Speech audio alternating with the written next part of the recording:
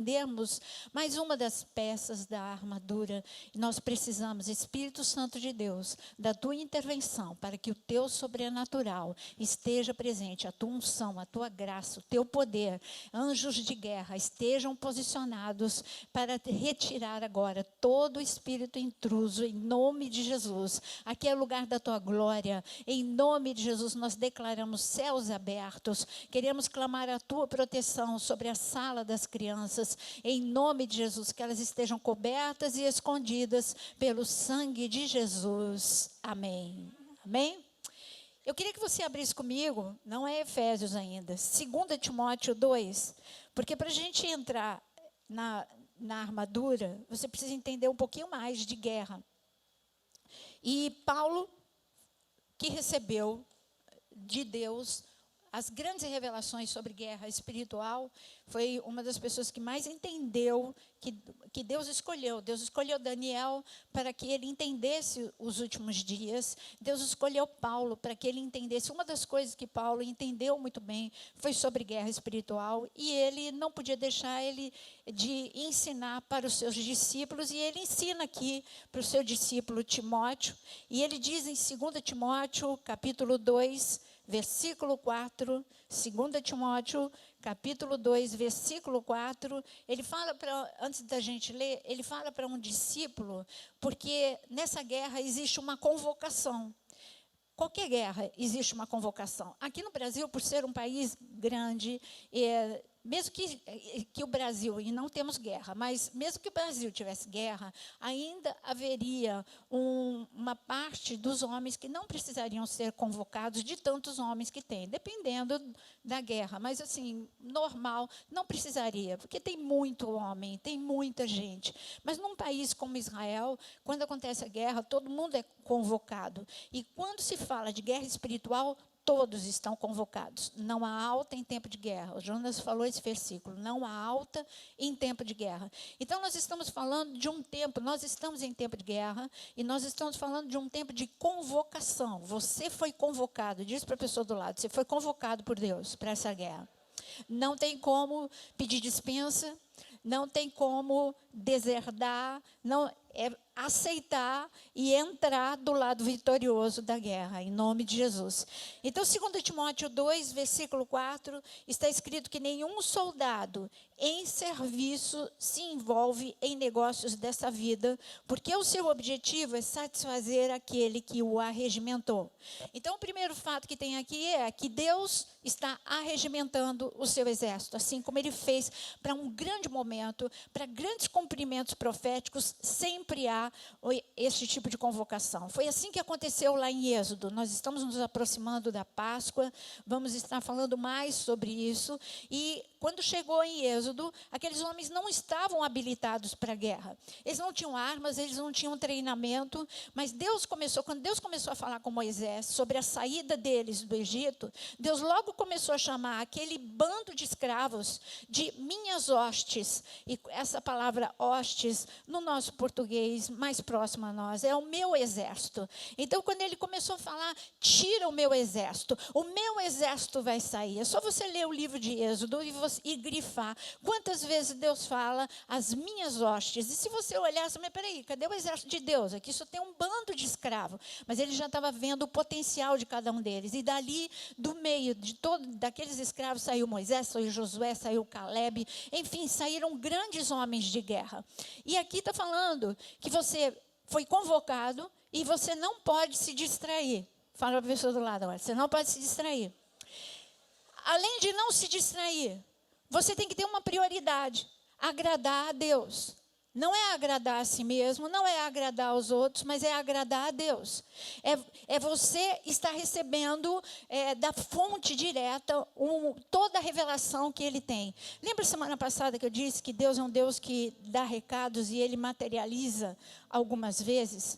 Eu quero dizer que no meio dessa guerra, Deus tem dado recados concretos. Então, quem concorda que nós estamos no meio de uma guerra aqui no Rio de Janeiro? E fora o Rio de Janeiro, dentro das famílias e tudo mais, nós estamos dentro de uma guerra.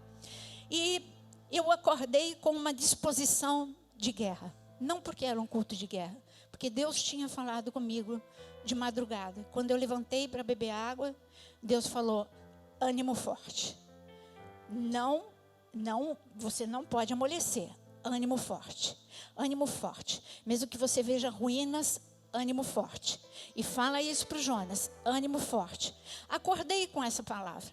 E quando de repente, no meio da manhã, a gente recebe uma palavra exatamente igual. Deus tomou, como diz o pastor Francisco, ele diz que a cachola dele, ele chama a mente dele de cachola, que Deus toma a mente dele e de repente ele mostra coisas inefáveis.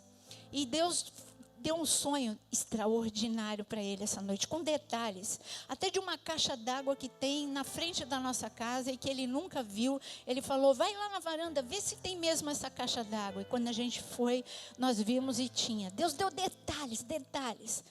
Aí, como se não bastasse o sonho, só que antes do sonho, pode ter uma causa concreta, o que eu vou dizer para você. Pode ser uma causa natural. E alguém aqui pode dizer: isso aconteceu também na minha casa, aqui na Ilha do Governador. Aqui na Ilha do Governador nós temos muitos patos que voam para lá e voam para cá, voam para lá e voam para cá. Eu gosto muito de vê-los. E de repente, nessa manhã, nós fomos, 8 horas da manhã, um barulho enorme no telhado. E aí nós fomos ver o que era. No chão, 5 peixes. Alguém já viu chover peixe? Pois tinha chovido, 5 peixes. É lógico que tem uma causa. Algum pássaro derrubou. Mas aqueles 5 peixes estavam estranhos ali. Aí, de repente, se fez barulho, tem mais ali no teto. E jogamos para baixo, tinha mais 4 peixes ali. Ainda estava com cheiro de mar. Por que eu estou contando isso? Porque tem tudo a ver. Você somar, você fala assim: não, caiu do bico do pato, enfim, um monte de coisa. Você pode me vir com um monte de informações, mas o sonho mais os peixes foi o recado de Deus. Porque o sonho do Francisco tinha tudo a ver com os peixes que caíram na minha varanda. Quando é que 9 peixes caem na tua varanda? 9 peixes, fresquinho caíram. Buf, choveu, sabe aquele filme Choveu Hambúrguer? Na nossa varanda choveu peixe hoje de manhã. É só para... Sabe o que Deus estava falando? Estou com vocês. Eu estou vendo todas as coisas. Eu estou no controle, eu dou recado do jeito que eu quiser. Eu fiz descer maná, eu faço descer peixe. Eu faço o que eu quiser para dizer: eu sou contigo. E eu quero dizer que Deus é contigo. Deus é contigo. E Deus falou para ti, e Deus falou através de Paulo: não se distraia. Não se distraia, fica um foco. O teu foco tem que ser agradar o general e aprender com ele. E eu quero te dizer que nessa noite, antes da gente ir para Capacete, você precisa aprender uma coisa: que nós não temos uma guerra só com o reino espiritual. Nós temos outras guerras paralelas que desgastam, que gastam a nossa força e o nosso tempo. A pior guerra que a gente enfrenta é a guerra aqui dentro de nós. Põe a mão no teu coração. Sente o teu coração. Não estou falando do órgão, músculo, coração. Eu estou falando desse coração emocional que está aí batendo forte, porque tem uma guerra. Você tem que lutar contra o desânimo, contra a tristeza, contra a frustração, contra a mágoa. É uma guerra interior. Você tem que lutar contra aquilo que você sabe que essa é a tua tendência, mas você sabe que é ruim e você vai ser destruído se você deixar. A tua tendência é gritar, a tua tendência é brigar, a tua tendência, enfim, essa tendência que nós temos carnal, pecaminosa, também dá uma canseira na gente. É uma guerra interior. Existe uma guerra interior. Agora, pior do que essa guerra interior, porque nessa guerra interior, o Espírito Santo de Deus nos ajuda. Você fala: Senhor, não aguento mais, me ajuda, me dá a tua paz, me dá força, me dá força. E Ele vem e traz o refrigério e você recebe força. Mas existe uma guerra que independe de você, que está ao teu redor, e não é com as trevas. É uma guerrilha. Essa guerrilha, o que é guerrilha? Qual a diferença entre guerra e guerrilha?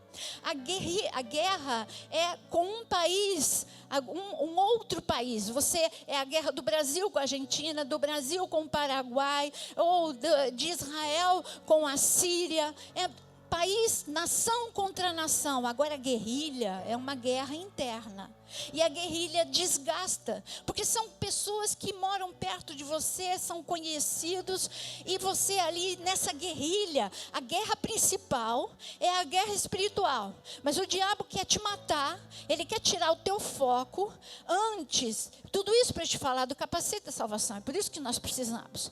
Porque ele não quer que você se volte contra ele todo o tempo, ele não quer que você dispare todo o armamento celestial que você tem para disparar contra ele. Aí o que ele faz? Ele te distrai com guerras interiores, ele te distrai com guerrilhas. Às vezes é guerrilha dentro da família, guerrilha dentro de amigos, entre amigos. Enfim, a guerrilha é, você não sabe de onde vai vir o ataque, se é de trás da árvore, se é do meio da rua, você não sabe de onde vem o ataque, e quando ele vem, ele fere, porque é um ataque de irmãos.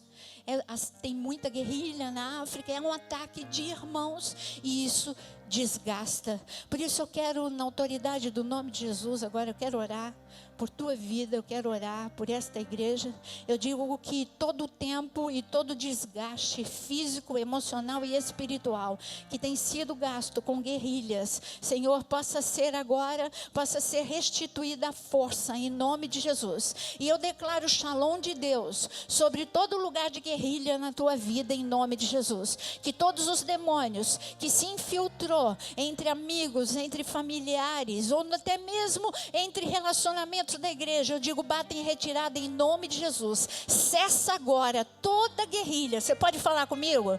Cessa agora toda guerrilha contra a minha vida, em nome de Jesus. Guerrilha entre pais e filhos, guerrilha entre marido e mulher, guerrilha entre familiares, guerrilha entre amigos. Cessa agora em nome de Jesus. Amém?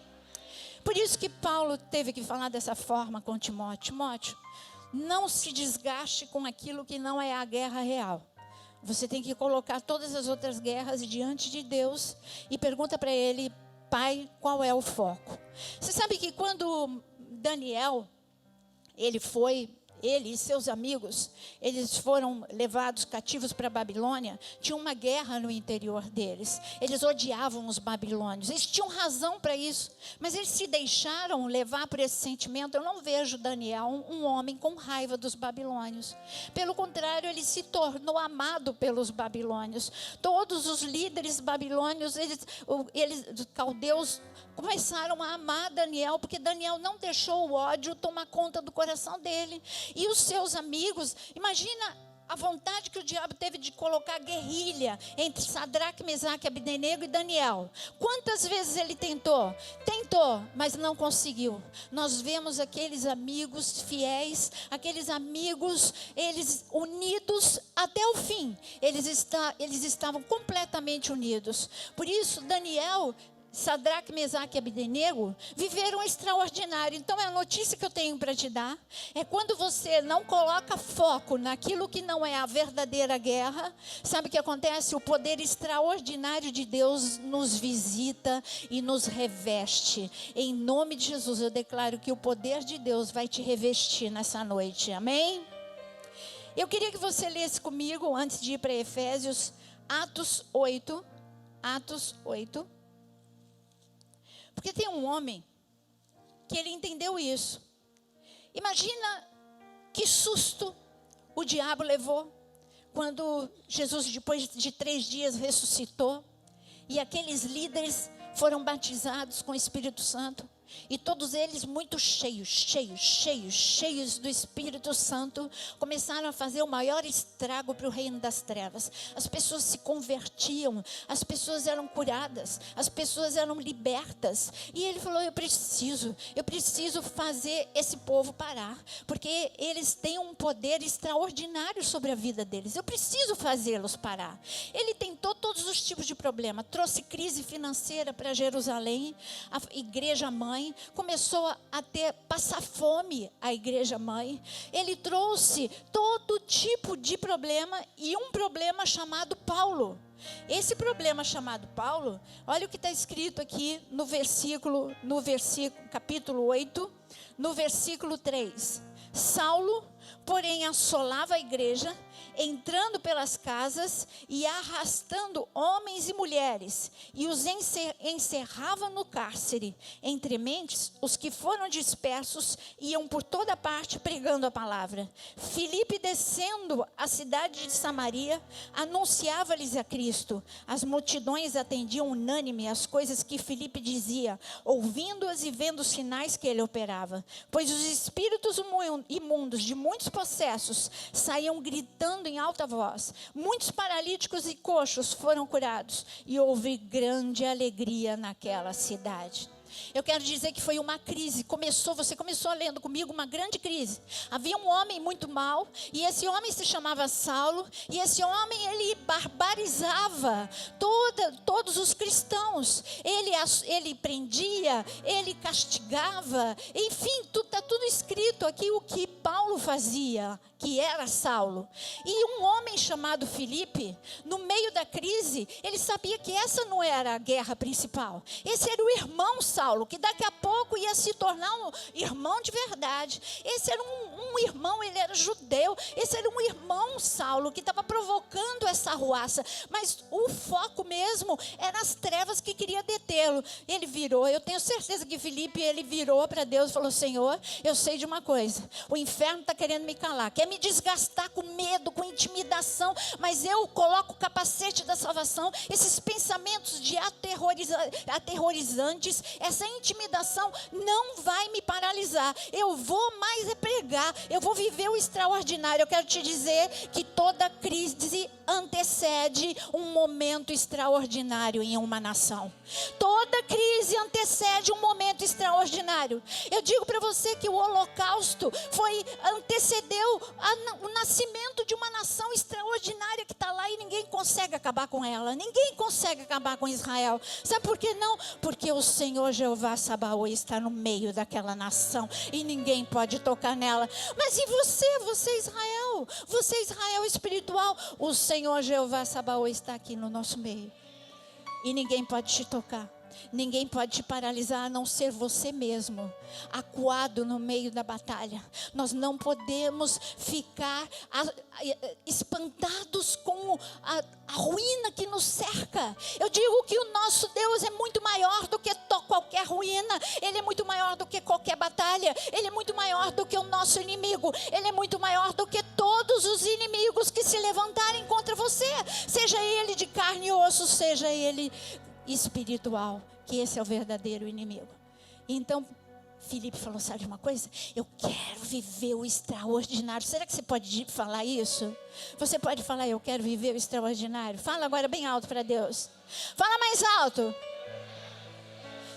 Senhor, nós queremos viver o extraordinário. Nós queremos, libera do céu a mesma força, libera do céu a mesma graça que houve no momento em que Satanás foi expulso do céu, em nome de Jesus. Eu quero te dizer que o poder que estava sobre os anjos no momento, porque houve rebelião nos céus, quando Satanás, ele chamou 1/3 dos anjos e disse: vamos nos rebelar, vamos tomar o lugar de Deus. Houve guerra, está escrito em Apocalipse 12, houve grande guerra entre os anjos de Deus e entre os anjos que se tornaram demônios. E houve o poder de Deus, foi liberado sobre os anjos. O extraordinário de Deus foi liberado sobre os anjos. E Satanás foi expulso do céu, porque o poder de Deus era maior. E eu digo que o mesmo poder que Deus liberou sobre aqueles anjos, Ele libera agora sobre você, porque você é filho. Você é filho.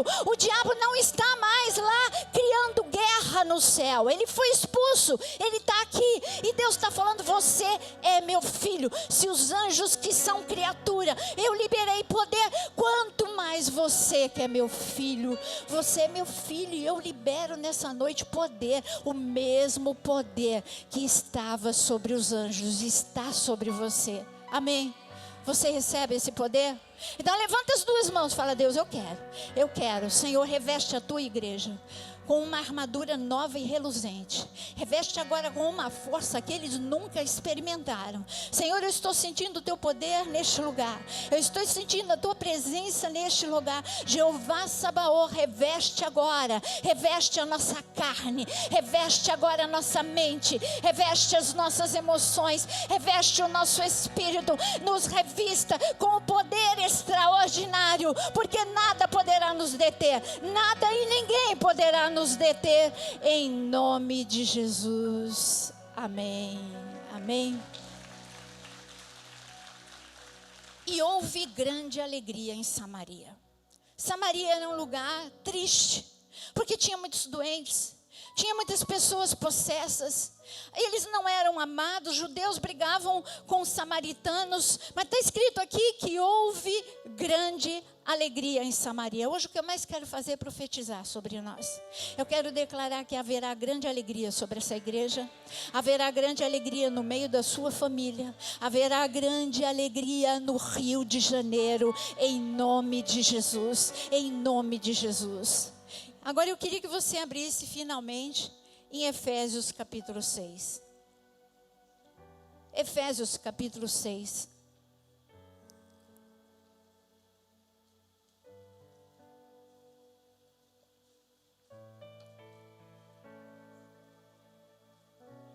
Abriu? Efésios capítulo 6. E assim está escrito em Efésios capítulo 6, eu vou ler a partir do 10, quanto ao mais, sede fortalecidos no Senhor e na força do seu poder. Revestivos de quê? De toda a armadura de Deus, para poder ficar firme contra as ciladas do diabo. Nós falamos disso na quarta-feira passada. Nós falamos quarta-feira passada, o versículo 16. Embraçando sempre, quando o escudo precisa ser embraçado sempre, embraçando sempre o escudo da fé, com o qual podeis apagar todos os dardos inflamados do maligno. Você manteve o seu escudo da fé erguido nessa semana? Você não abaixou o escudo da fé? Agora, hoje nós vamos falar o versículo 17. Tomai, portanto, o capacete da salvação. Tomai também o capacete da salvação. Para que serve um capacete? O capacete, ele é necessário, aliás, o capacete do soldado romano, tudo que você ler aqui, por isso é bom você procurar no Google uma imagem. Lembra quando eu falei do escudo? Até eu postei no dia seguinte aquela formação de tartaruga que eu falei quarta-feira passada. Eu coloquei tanto no Face quanto no Instagram aquela imagem de como o exército fica quando ele levantava o seu escudo, o Império Romano, mas os soldados romanos. Quando você for lá pesquisar no Google, você coloca capacete romano. Você precisa colocar capacete romano, que era o que Paulo estava vendo. Por que capacete romano? Porque ele era o melhor capacete. Sabe quando o motociclista ele vai procurar o melhor capacete? Eu sei porque o meu marido é assim, ele vai procurar o melhor capacete. Mas o exército romano, ele tinha o melhor capacete. Porque o capacete dele não protegia só a cabeça.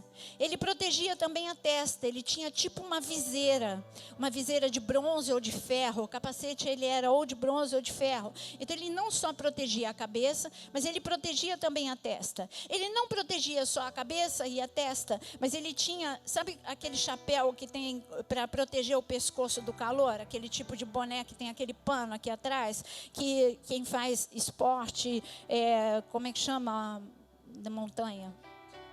Esqueci o nome do esporte radical aí. Mas não é alpinismo, não. Mas você coloca aquele para não queimar a nuca. Mas o dele não, era de ferro. É para que as setas, para que as flechas, para que as pedradas, fosse a arma que fosse, não atingisse a nuca. Não adianta só não atingir a cabeça, não pode atingir a nuca. Lugares vulneráveis na cabeça, nem a testa. E ele tinha também 2 placas aqui que protegia as bochechas, ou seja, a parte lateral do rosto. Ele era completamente altamente protegido. E não bastasse isso, eles ainda tinham um protetor de ouvido. Põe a mão no teu ouvido. É aí que você precisa proteger, meu querido. É o que você ouve, não só dos outros, mas nas trevas. É aqui o problema. É aqui que entram muitos dos pensamentos que ficam e que te destroem, que te paralisam. O diabo, ele sabe como paralisar um exército. Quando ele quis paralisar o exército de Saul, ele não ficou mandando Golias 40 dias jogar pedra no exército de Saul. Ele falou, não, ali a sabedoria do inferno, porque o inferno tem sabedoria também, foi lançar palavras de intimidação, porque as palavras de intimidação, um Golias não vai aparecer no meio do teu quarto e começar a falar palavras de intimidação. Ele não vai pegar uma mensagem de WhatsApp e te mandar uma palavra de intimidação. Ele não vai no Instagram te mandar uma mensagem de intimidação. Sabe como é que ele aparece com a intimidação? Essa guerra são os seus pensamentos. Você pensa que é você mesmo que está pensando.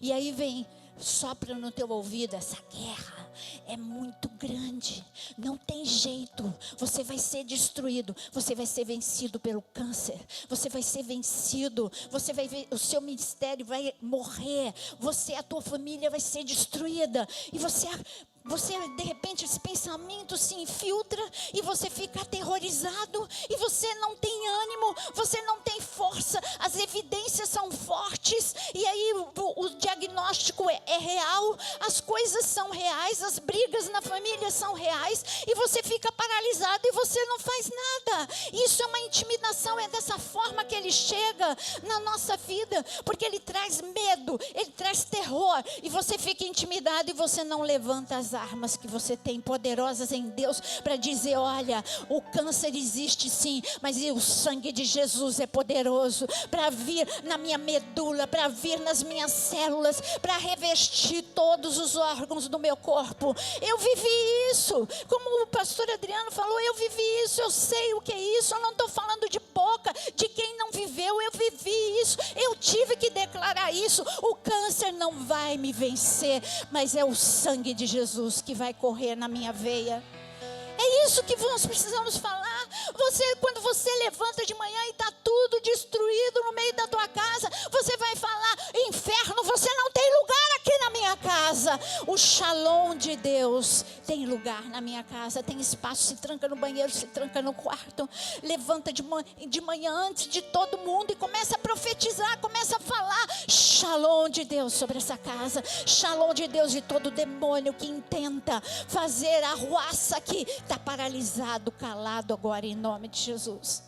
E aquele exército ficou paralisado 40 dias, nada fez, eles tinham armas muito melhores do que Davi, eles eram muito mais treinados do que Davi, não adiantou treino, não adianta você ficar indo de congresso em congresso, meu querido, se você não entender o mais simples. Sabe o que tem acontecido nesses congressos? Eu não sou contra congresso não, mas sabe o que tem acontecido? São bonitas palavras, bonitas teorias, bonitas coisas que daqui a pouco não servem para a tua luta real, porque uma autoajuda não serve para a tua luta real. O que você precisa conhecer é a palavra de Deus. É a palavra de Deus que vai te levar a algum lugar. A autoajuda não vai te levar a lugar nenhum, vai só acariciar a tua cabeça, mas é a palavra de Deus que te dá solução, é a palavra de Deus que te dá força, é a palavra de Deus que te fala quem é realmente o teu inimigo e como lutar com o teu inimigo. Mas não está mais na moda, pastora, falar de guerra. Não está mais na moda. Você está vendo algum congresso de guerra? Não está mais na moda, pastora, falar de armadura, mas o inimigo está lá firme e forte querendo te destruir, mas ele não vai te destruir em nome de Jesus, amém?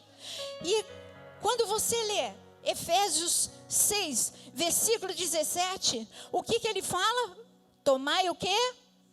O capacete da salvação. Eu quero que para você entenda, você abra comigo Isaías 59, que você abriu na quarta-feira passada, e eu te faço pergunta, por que capacete?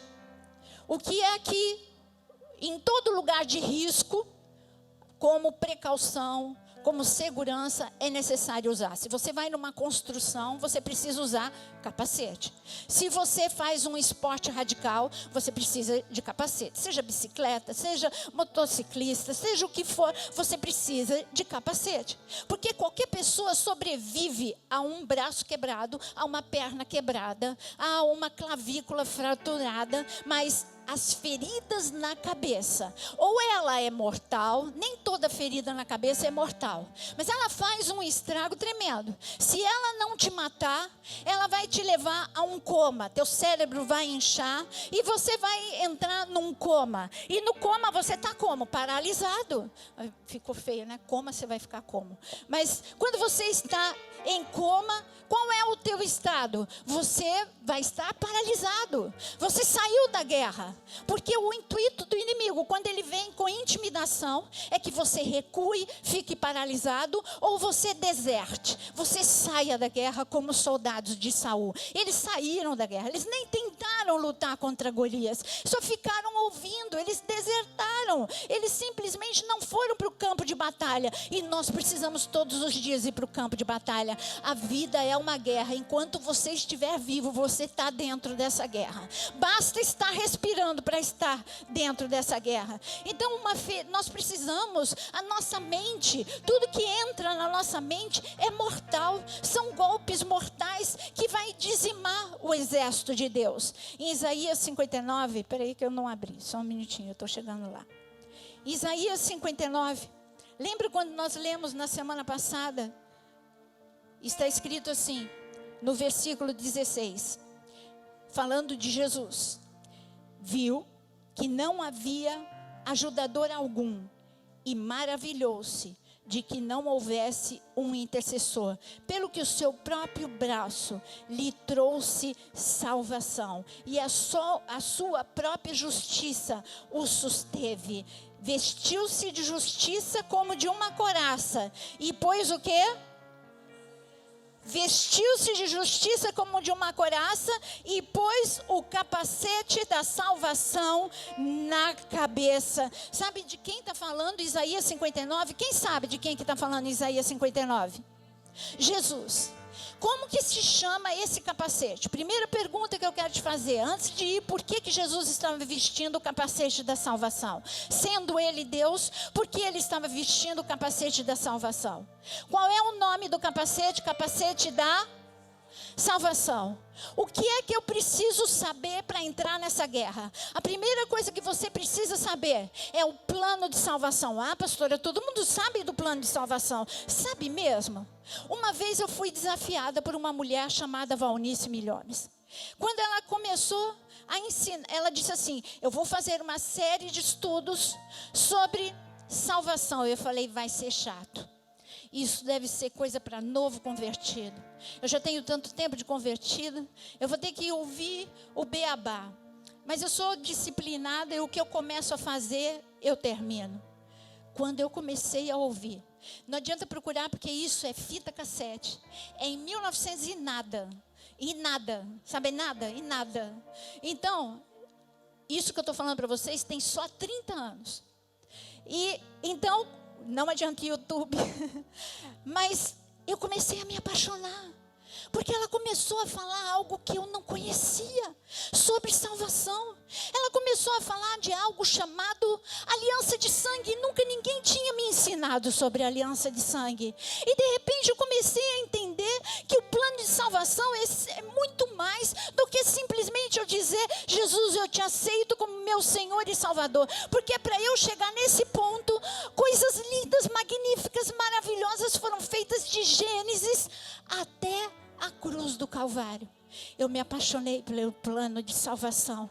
E eu entendi que se você não entende, eu vou dar um workshop de plano de salvação para você. Se você não entende o plano de salvação, você não consegue ficar estabilizado em nada. Nem em igreja nenhuma, nem em lugar nenhum. Porque tudo te esmorece, tudo te afasta, tudo te enfraquece. Porque você não entendeu o nível de guerra guerra, o nível de batalha, o nível de aliança que Deus tem contigo através do plano de salvação. Quando você coloca o capacete da salvação, você fala para o diabo: sai daqui, porque eu sei quem eu sou. Eu sou filho do Deus Altíssimo. Eu tenho um exército de Deus a meu favor. Eu tenho um sangue poderoso, poderosíssimo, que foi derramado por mim na cruz do Calvário. Eu tenho um Deus que te derrotou lá no inferno, que te derrota aqui na terra, que te derrotou quando você estava lá no céu, e Ele te derrota na minha vida, em nome de Jesus. Você tem estabilidade, você sabe daquilo que você está falando, porque você conhece plano de salvação. É simples assim.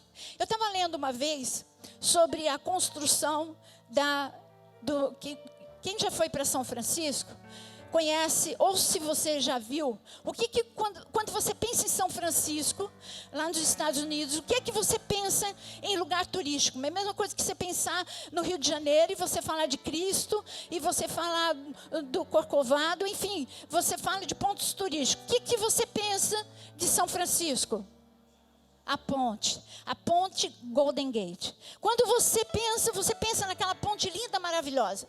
Mas você já parou para pensar que alguém teve que construir essa ponte?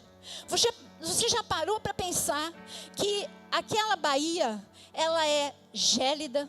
E aquelas águas são gélidas. Você já parou para pensar que o vento que bate ali naquela baía é muito forte? Bom, os construtores tiveram que pensar nisso. Então, quando estava na fase de construção, a construção daquela ponte estava indo muito lenta. Muito lenta. E aí não era interessante para o construtor uma construção lenta. E ele começou, recurso não faltava. E por que estava aquela lentidão? E aí os funcionários começaram a falar: porque já perdemos 12 amigos aqui, que caíram ou quando o vento bateu, ou em alguma outra circunstância. Nós temos medo, e nós estamos indo devagar por medo, por cautela. Nós estamos com medo. De repente aquele construtor, o que o movimentou a tomar a atitude sábia que ele fez, não foi amor aos funcionários, foi amor ao dinheiro mesmo, porque senão nunca ia acabar aquela construção. Mas ele teve uma ideia fantástica. Ele construiu em toda a extensão de construção, e ia estendendo, conforme a construção ia estendendo, uma rede de proteção. E se o funcionário, ele tinha certeza absoluta que se ele caísse daquela altura, na fase de construção, a rede de segurança ia detê-lo e ele não iria morrer. E aconteceu que 2 outros funcionários caíram de fato e não morreram. Isso deu tanta segurança e tanta alegria que a construção, ela ganhou uma velocidade tremenda. Mas peraí, por que você está falando de Golden Gate? Ponte de construção num dia de guerra? Porque eu quero que você leia comigo Deuteronômio 33, para você saber quem é o teu Deus. E agora, enquanto você vai para Deuteronômio 33, você estava comigo em Isaías 59. Eu deixei de falar uma coisa importantíssima. Eu só falei do nome do capacete da salvação. Eu deixei para te falar e você não me cobrou, né? E nem tem como você me cobrar. Mas eu deixei para falar o porquê que Jesus, lembra? Eu fiz uma pergunta: por que Jesus usou o capacete da salvação para Ele sendo Deus? Porque não esqueça, como nós falamos na quarta-feira passada, Ele veio aqui 100% homem, 100% Deus. Quando você vai em 1 Samuel, capítulo 18, deixa a ponte em suspenso, que a gente já vai para a ponte. Quando você vai em 1 Samuel, capítulo 18, nós vemos 2 homens que se amaram muito. Homens que se tornaram mais que irmãos. Um homem se chamava Davi e o outro Jonatas. Jonatas amava tanto Davi que ele, que era príncipe, ele tinha uma armadura que Davi não tinha. Davi, não se esqueça, quem era Davi? Davi não era ninguém. Davi era simplesmente um pastor de ovelhas. E agora, esse pastor de ovelhas que se tornou músico do rei Saul, ele estava sendo perseguido pelo rei Saul. Então Jonatas Jonatas falou, você está numa guerra superior à que você pode. Ele não falou isso em palavras, mas ele mostrou em atitudes. Jonatas tirou a armadura dele e deu. É isso que está escrito em 1 Samuel 18. E deu para Davi. Sabe o que eu quero te dizer? É que Jesus desceu dos céus para dar peças celestiais para você. Porque a guerra que nós enfrentamos aqui é acima das nossas forças. O nosso inimigo, ele tem vantagens. Não adianta você falar, não, mas ele não tem vantagem. Tem sim, uma delas é que ele é invisível. Uma delas, e a outra é que ele tem 6.000 anos de experiência de derrotar homens como eu e você. Então ele está em vantagem. Ele tem um exército muito treinado. Ele está em vantagem. Então Jesus falou, não, os meus filhos não podem mais ficar em desvantagem. Eles precisam de peças celestiais. Eu vou descer, eu vou dar a eles o capacete da salvação. Eu vou dar. Quando você fala, eu coloco o capacete da salvação, meu querido, não é um capacete do Império Romano. É um capacete do Império Celestial, do Império da Luz. É um capacete revestido com o sangue de Jesus. É um capacete cheio da luz e da glória do Senhor. Quando o diabo olha para você, ele tem que fechar os olhos, porque ele só enxerga a luz da glória do Senhor quando você põe o capacete da salvação. É celestial. Mas eu pedi para você abrir Deuteronômio 33. Deuteronômio 33. Eu gostaria que você ficasse em pé para ler essa passagem. Deuteronômio 33.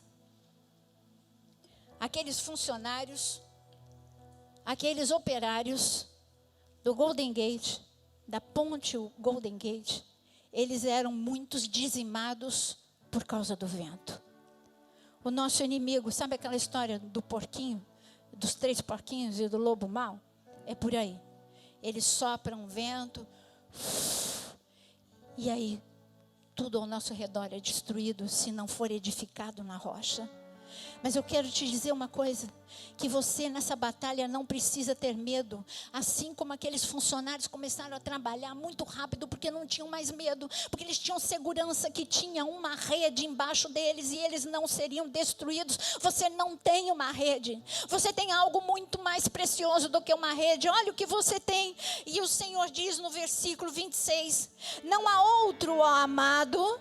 Ele está falando contigo. Quem aqui é amado do Senhor? Levanta a mão. Não há outro, ó amado, semelhante a Deus, que cavalga sobre os céus para a tua ajuda. E quem é que está vindo para te ajudar? É o Rei da Glória. Então levanta a tua mão e fala, Rei da Glória, vem me ajudar. Rei da Glória, eu te convido, vem, Rei da Glória. O Senhor está falando, eu venho, é só você me chamar. Me chama. E ele diz, eu cavalgo sobre os céus para a tua ajuda, com a sua alteza sobre as nuvens. O Deus eterno é a tua habitação por baixo de ti. O que é que ele estende? É uma rede. O que é que ele estende? Os braços eternos. Sente os braços de Deus embaixo. Sabe quando uma criança está aprendendo a andar? Ela tem segurança porque o pai põe a mão embaixo do bracinho dela e dá estabilidade. E ela sabe que se ela cair, ela tem os braços do pai que está segurando. E o Senhor está dizendo nessa guerra, os meus braços eternos estão debaixo dos teus braços. Eu te seguro, eu te sustento, eu te ajudo. Põe o capacete da salvação e começa a pensar diferente. Pensa com os meus pensamentos. Mas ele diz o seguinte, eu coloco os meus braços eternos por debaixo. E ele faz o que no versículo 27? Está lendo? Ele o que faz depois dos braços eternos? E expulsa o inimigo diante de ti. E diz o que para você? Repete o que Deus fala para você. Fale de novo o que ele fala para você. Destrói. Ele disse, olha, eu desci. Pode pôr tua Bíblia aí no banco. Levanta a tua mão agora.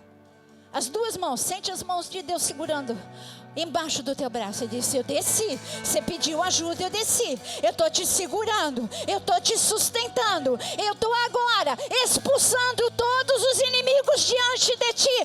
Agora eu estou falando: põe o capacete da salvação. Começa a pensar os meus pensamentos. Vai agora contra o inimigo. Destrói, destrói, destrói. Em nome de Jesus, nós destruímos as enfermidades. Mais uma vez nós declaramos: enfermidades sejam destruídas em nome de Jesus. Eu digo agora a todos no hospital INCOR que está nos assistindo agora: entra o poder de Deus agora no leito da Michele. Entra o poder de Deus agora em todos os pacientes. Sejam tocados, sejam curados. Toda enfermidade seja destruída em nome de Jesus. Em nome de Jesus, entra agora, Senhor, o teu poder nas nossas famílias. Todo inimigo que se levantou contra a família seja destruído, destruído, destruído. Em nome de Jesus, seja destruído. Espírito de miséria, vamos falar junto agora. Espírito de miséria, fala mais alto. Espírito de miséria, nós te destruímos em nome de Jesus. Nós te destruímos. Espírito de miséria sobre o Rio de Janeiro, sobre esta igreja, sobre as famílias. Espírito de miséria seja destruído agora em nome de Jesus.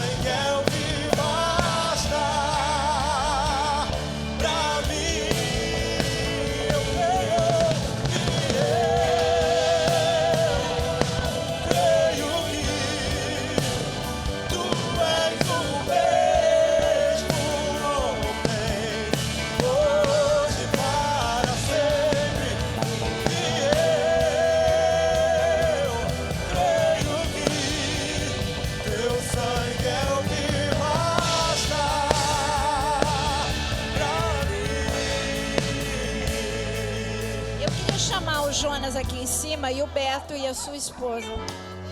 Quantos aqui doaram sangue para o Beto? Levanta a mão. Olha o Beto aqui. Ele está aqui. E sabe o que aconteceu? Não tem mais nenhuma célula maligna no Beto. Nenhuma. Nenhuma.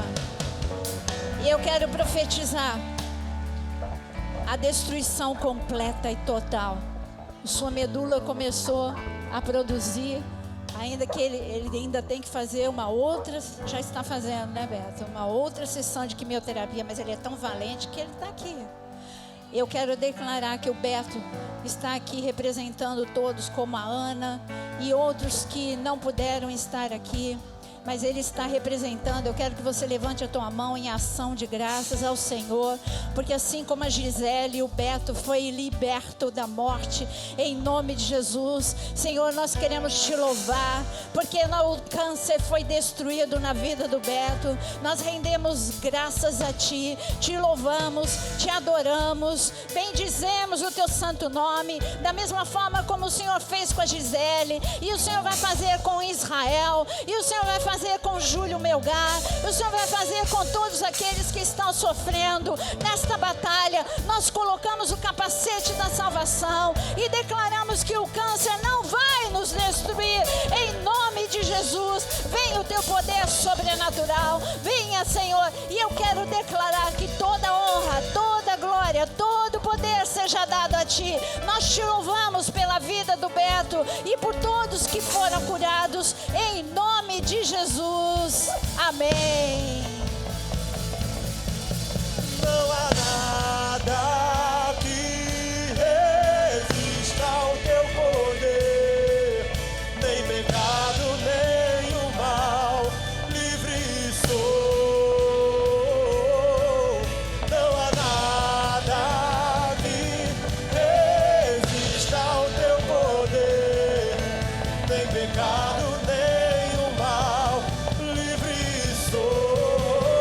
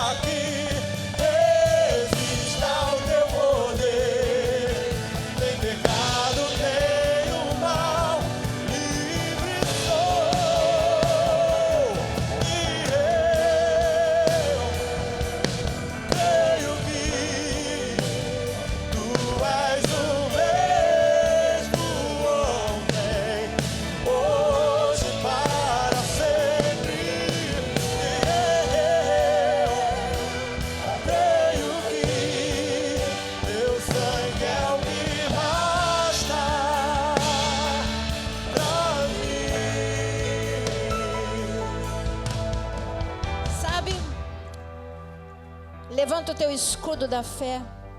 E em nome de Jesus, todo dardo inflamado do diabo vai cair por terra nessa semana. Nenhum dardo atingirá a sua vida. Coloca o capacete da salvação. E eu declaro que a tua disposição, porque é na mente que há disposição para deserdar, parar de lutar ou guerrear. A disposição para guerrear vai estar na sua mente, em nome de Jesus.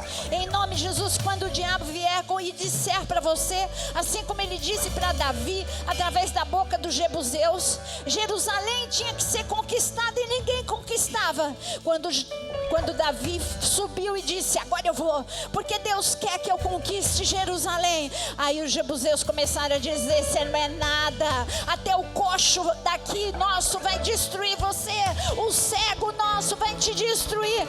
Davi não ficou ouvindo isso não.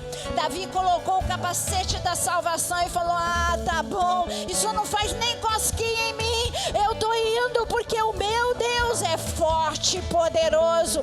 Não adianta me intimidar, não adianta tentar me fazer desistir. Eu vou prosseguir, eu vou vencer. Toda fraqueza, todo cansaço seja retirado da tua vida agora. Todo tempo que todos nós consumimos com guerras erradas, seja agora remido na sua vida em nome de Jesus. Guerrilhas, eu digo cessa. Guerras interiores, shalom de Deus no teu interior. Guerra contra as trevas serão destruídos em nome de Jesus. Eu profetizo uma semana de graça, glória e poder. O poder sobrenatural de Deus sobre a tua vida, o poder sobrenatural de Deus sobre a tua casa, o extraordinário de Deus sobre a tua vida. Eu declaro extraordinário de Deus na quinta, na sexta, no sábado, no domingo. Extraordinário de Deus sobre você, em nome de Jesus. Amém.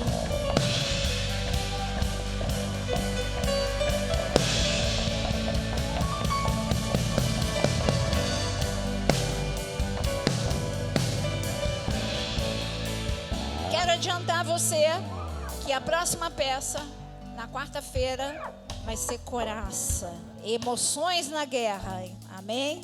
Então venha guerrear.